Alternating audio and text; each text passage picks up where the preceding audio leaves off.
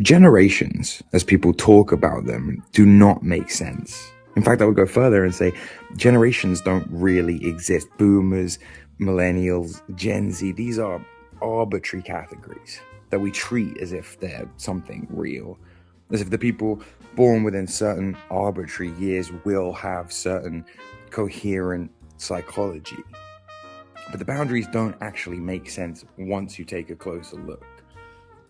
They tap into something real, they hint at something real, but what does, say, a farmer in rural Albania and a banker in central London and a programmer in Seoul, South Korea have in common, except that they belong to the same generation, except the fact that they can name a similar number of Pokemon cards? The question shouldn't be whether or not generations exist. I mean, clearly they're identifying something. The question has to be, what exactly are we trying to measure when we talk about generations? Most generational models try to describe change over time, and they do it very crudely. They divide time into sort of 20-year, 15-year blocks, and then they assign these blocks personality traits. A descriptive system pretending to be explanatory. Astrology, at its best, approaches the same problem very differently.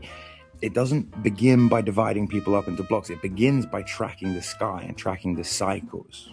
And if you want to understand generational shifts through that lens, there is really only one planet that actually matters. Pluto moves very slowly. It spends anywhere between 12 to over 30 years in a single sign. And this means that entire generations, sometimes 2 or 3 generations, can be grouped together under the same Pluto placement. But crucially, not all generations. The shifts are large enough to define eras, but precise enough to distinguish eras from one another. And more importantly, Pluto isn't just another arbitrary variable. It has a very concise and very precise meaning. It corresponds to pressure and to the depth and to transformation, the underworld. And very, very specifically in mundane astrology, to the reallocation of power wherever Pluto is. Generationally speaking, something is being changed, something is being reworked.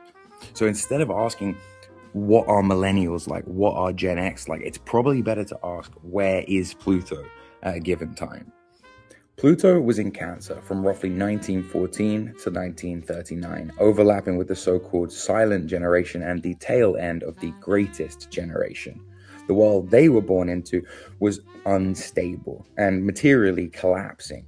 World War I, the Great Depression, World War II, shifting borders, failing economies, and entire populations displaced. They had lost trust in traditional systems that had failed them. And so power retreated to the most reliable unit left. Blood and family became the primary structure of culture. Nation was framed as an extended family, and loyalty was not so much ideological as existential. People born in this cohort tend to be protective, duty-bound, sacrificial, and orientated towards preservation, particularly of their own culture. They build and endure, but do not question authority openly. There is a strong instinct towards privacy and emotional containment, hence silent. Culturally, this was visible in wartime propaganda, in domestic idealism, and in strict gender roles. A narrative that glorified sacrifice, obedience, and unity. The home was sacred because it was the only stable thing left. This solved the problem of the chaos of war, but it created a new one. Identity is inherited and not chosen. You are born into a role. Deviation is costly. Pluto was in Leo between 1939 and 1957, the generation that we have colloquially come to refer to as the baby boomers. This generation grows up inside the structures that Cancer built, but they experience those structures as confinement and restriction rather than protection. So power moves from blood to personal identity. The individual becomes sovereign. Expression replaces duty. Visibility replaces obedience. People begin to define themselves not by where they come from, but by how they present. Psychologically, this produces confidence, performativity, and a strong drive towards recognition. There is a great amount of creativity and ambition in this generation. belief in a personal destiny, but also a pronounced narcissistic streak, a tendency to equate attention and worth, and a difficulty accepting limits or invisibility.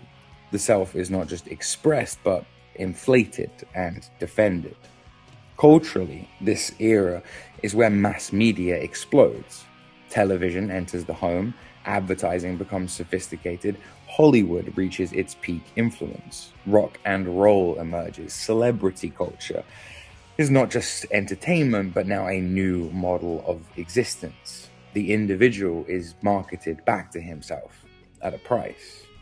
The message is clear: you can be someone and you deserve to be someone.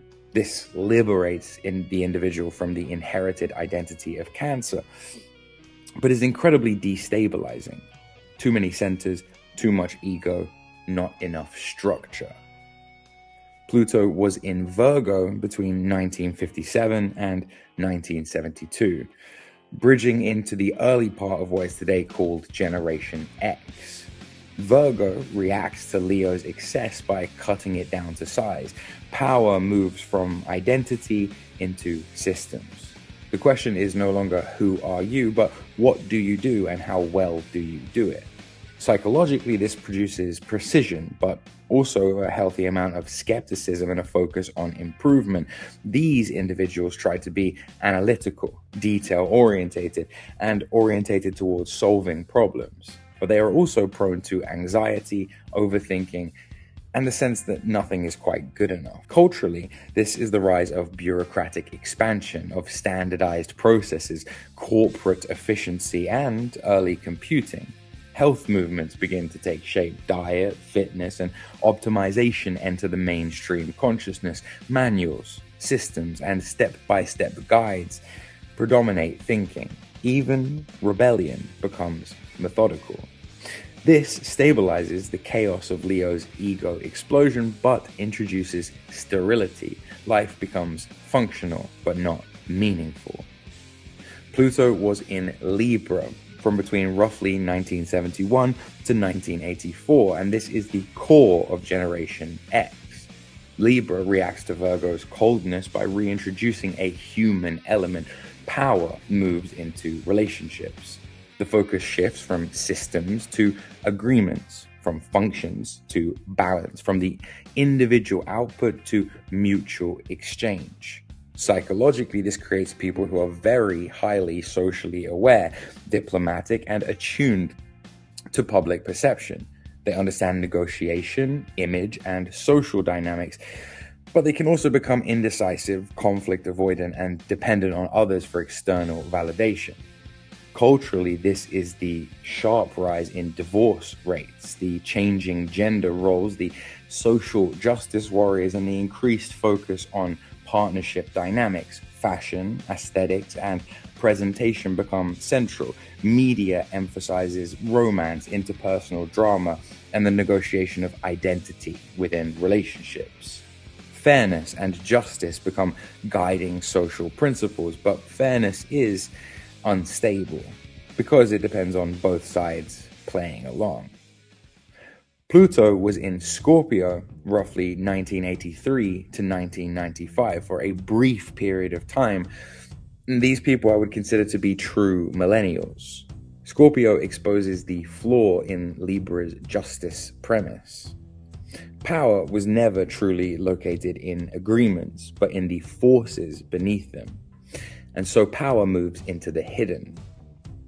Psychologically, this produces intensity, emotional depth, and a fascination with what lies beneath the surface. This cohort is perceptive, psychologically aware, and often drawn to taboo subjects, but also prone to paranoia, obsession, and distrust. They don't take things at face value. Culturally, this is the explosion of darker media, of conspiracy theories, true crime podcasts, and psychological thrillers. The mainstreaming of taboo subjects. The internet begins to open access to hidden information, and subcultures form around secrecy, identity, and transgression. There is a sense that everything has a hidden depth, another layer, so to speak. This reveals truth, but ultimately destabilizes trust. Everything is manipulation and nothing feels stable. Pluto was in Sagittarius from roughly 1995 to 2008, where the late Millennials gives way to the early Generation Z. Sagittarius reacts to Scorpio's darkness by seeking meaning in the depths. Power moves into belief. Psychologically, this produces exploration, openness, and a desire to understand the world at a larger scale. These individuals are often outspoken, curious, and driven by ideals, but they can also become highly dogmatic, self-righteous, and overly confident in their interpretations. Culturally, this is globalization accelerating. The internet expands from niche to dominant. Information becomes abundant. Travel becomes much more accessible. Forums, blogs, and early social media platforms create spaces for ideological exchange. Everyone is seeking the truth because information is decentralized, truth fragments, and belief becomes competitive. Pluto was in Capricorn from 2008 to 2024, the core of Generation Z. Capricorn reacts to ideological chaos by restoring the structure. Power moves back into institutions.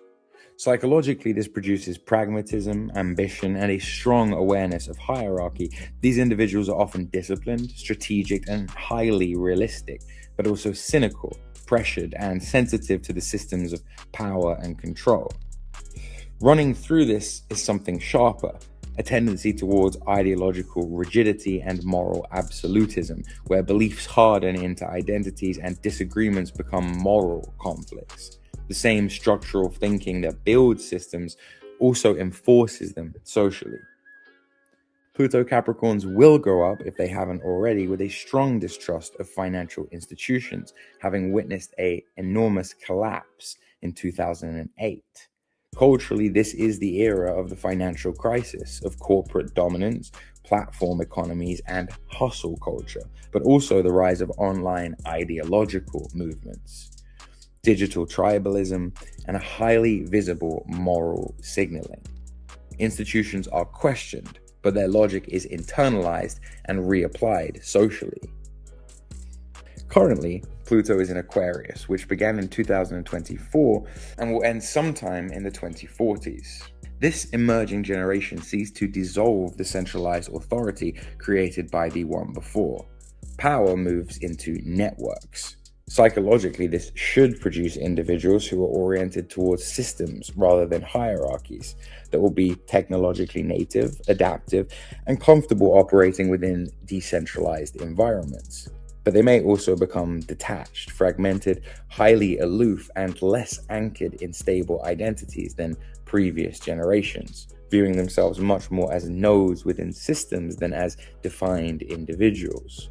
Culturally, this is already visible in some of the algorithmic data, the decentralized nature of the platforms and digital identities that are forming, and the shift from institutions to networks. Influence has become distributed. Authority has become abstract. From 2044 until 2068, Pluto will be in Pisces, the next horizon.